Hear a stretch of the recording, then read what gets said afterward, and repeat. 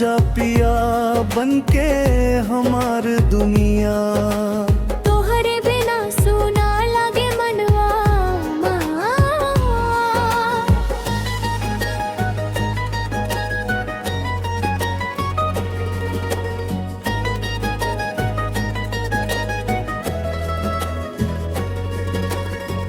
जब से गईलो छोड़ के हमके, सूख गईल बा दिल के बगिया। नैनन से नींदिया उड़ गईलवा, रोवे अकेले दिल के चिरैया। चांद भी फीका लागे अब तक, तारों में ना चमके रोशनी। तोहरे प्यार बिना ए सजना, सूनी लगे जिंदगी। दिलवा तोहरे नाम पुकारे सांस सांस में, याद तोरे।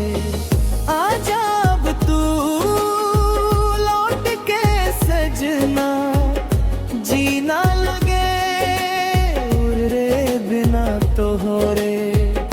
बरखा बरसे भींजे अचरा, याद तोहार दिलवा जलावे।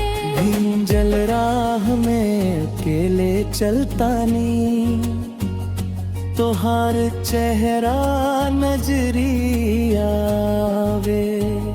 पनघट मेला गांव के गलियां, सब कुछ अब सूना लागे। तोहरे बिना ये पिया मोरा मन मनवा, हर पल रोवे जागे। रौरा खातिर सजनी बननी, सपना में तोहके बसवानी। कसम खुदा के दिलबर, तोहरे बिना ना रह पवनी। तोहार हंसी मोती जैसन, तोहार बात बिसरी लागे। एक बेर तू लौट के आजा, दिलवा तुम्हारा खात जागे।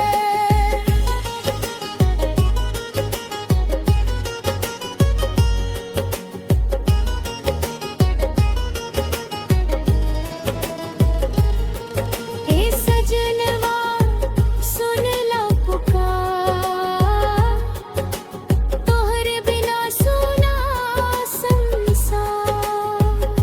हाथ पकड़ के साथ निभैया, रहे जन्म जन्म के प्यार।